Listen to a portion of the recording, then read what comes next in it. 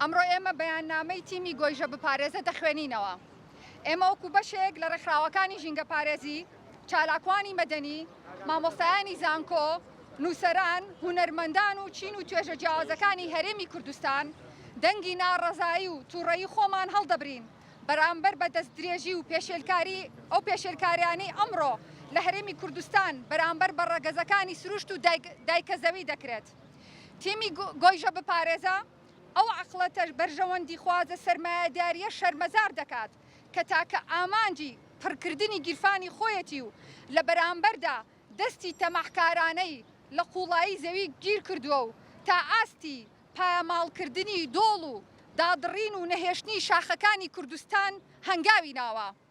بۆ پەردەپۆشکردنی ئەم پێشێلکاریە گەورەیە کۆمپانیا تەماحکارەکان پیاساوی جیاواز و ناڕاست دەدەن بە گوێی خەڵکیدا، وەک ئەوەی دروستکردنی ئەم یەکە نیشتە جێبوونانە شاری خەونەکان بۆ سوودی گشتی و چینەکەم دەرامەتەکانی ئەم هەرێمە بێت. لە کاتێکدا ئەو یەکە نیشتە جێبوونانە تەنیا ئەو کەسانە دەتوانن ببن بە خاوەنی کە لە کەمینەیەکی دەوڵەمەنی ئەم هەرێمن و خاوەنی کۆمپانیا و سەرمایەدارن. لە هەمان کاتە تاکە ئامانجیان کەڵەکەکردنی زیاتری سەرمایەیە، هەر ئەوانەشن کە دەستیان بەسەر بازار و زانکۆ و نەخۆشخانە و ئاو و هەوا و سەرچاو و ڕزگەزەکانی ئەم هەرێمەدا گرتووە. ئێمە ڕخنەی جدی لەو عەقڵێتە دەگرین و شەرمەزاری دەکەین کە پێی وایە شاخێکی ڕووتەڵ بکرێت بە یەکەی نیشتە جێبوون. لە کاتێکدا ئەو زەویە خاوەنی چەندین کانیا و کارێز بووە، لە نێوانی ئەو گردەی ئێستا دەکرێتە یەکەی نیشتە جێبوون حەوز و ئاوی زوڵاڵ و زۆر هەبوون کە زیاتر لە 8 دۆنم باخی هەنجیر و قەیسی و قۆخ و تو و درەختی تری تێدا بووە. خەڵکی گوند و ئەو ناوچەیە یادەوەری خۆیان لەگەڵ ئەو کانی و باخانەدا هەبووە. هەموو شاخ دۆڵ و کانی و کانیاوێک بەشێکە لە یادەوەری ئەم میلەتە و ئێمەی کورد هەمیشە شانازیمان بەبوونی شاخەوە کردووە، وەک هێمایەک بۆ بەرگری و پشتوپەنای خۆمان پەنامان بۆ بردووە. بۆیە سڕینەوەی ئەم یادەوەریانەی خەڵک و دانیشتوانی ئەم ناوچانە بەشێکە لە سڕینەوەی ناسنامەی کورد و ئەو هێمایانەی کە بەشێک بوون لە مێژووی بەرەنگاری و پشتیوانی ئێمە. ئەم پرۆژانەی لەلایەن حکوومەتی هەرێمەوە هەموو ڕێکارێکی یاسایی بۆ تەواو کراوە و مۆڵەتی پێدراوە، دەرخەری ئەو ڕاستیەیە و ئەوە پشتڕاست دەکاتەوە کە حکوومەت بووە بە پاسەوانی ژمارەیەک بە ناو سەرمایەدار و پاراستنی بەرژەوەندی ئەوان. ئێمە جەخت لەوە دەکەینەوە کە حکوومەت هیچ پاساوێکی یاسایی ئابووری ژینگەیی بەدەستەوە نییە بۆ دروستکردنی یەکەی نیشتە جێبوون لە بەرامبەر سڕینەوەی شاخێکدا. قڕکردنی هەمە چەشنەی زیندەوەر ڕوەک و گیان لەبەر لە پێناو دابینکردنی بلۆک و کاشی بۆ چینێکی دەوڵەمەندی ئەم هەرێمە بە پاساوی دروستکردنی یەکەی نیشتە جێبوون بۆ چینێک کە زۆرینیان کەس نازانێ بەچی دەوڵەمەند بوون، کە سەرنجام کۆی قازانجی ئەم پرۆژانەش دەچێتە گیرفانی کەمینەیەکەوە کە خۆیان و خێزانەکانیشان لەم هەرێمەدا ناژین و لەسەر قوتی خەڵکی ئەم هەرێمە هەر ڕۆژەی لە وڵاتێکی ئەوروپی دانیشتەجێن. بۆیە لە ڕێگەی ئەم بەیاننامەیەوە داوا لە دانیشتوانی هەرێمی کوردستان دەکەین پاڵپشتی تیمی گۆیژە بپارێزە بکەن کە ئامانجی سەرەکی وەستانەوەیە بەرامبەر هەر دەرزدرێژی و پێشێلکاریەک کە ئەمڕۆ لە هەرێمی کوردستان لە هەر قەزا و ناحەیەک لە هەر شارۆچکە و شارۆچکەیەک بەرامبەر بە سروشت و ڕەگەزەکانی سروشت و نیشتیمانی ئێمە دەکرێت.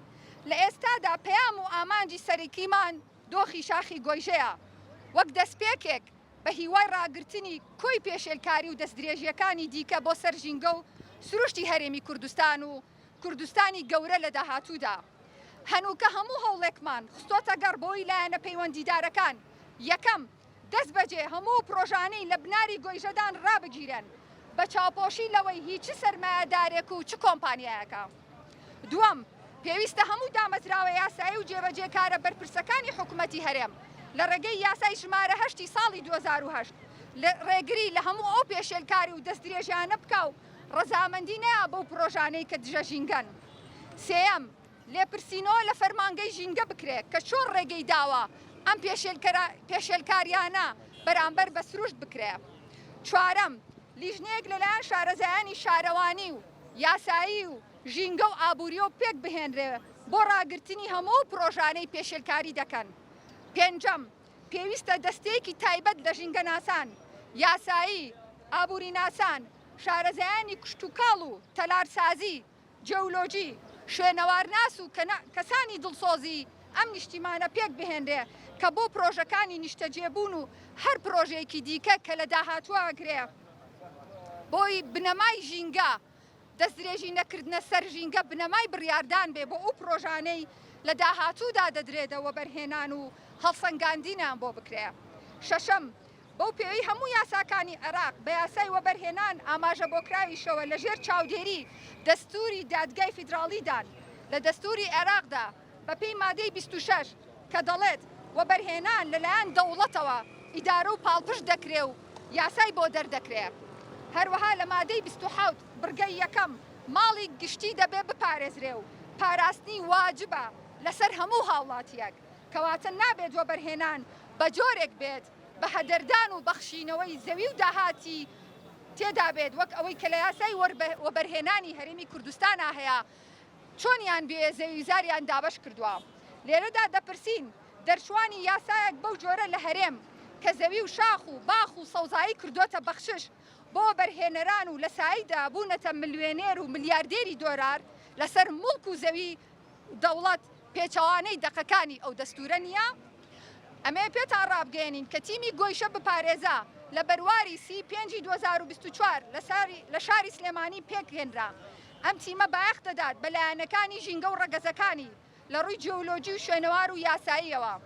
هەموو پرۆژانی لە گۆیژۆ و لە ئێستاە هەن مەترسیەکانی ئاشکرا دەکا ئەم تیمە لەو چوارچێوەدا هەوڵەکانی بەگەڕ دەخا.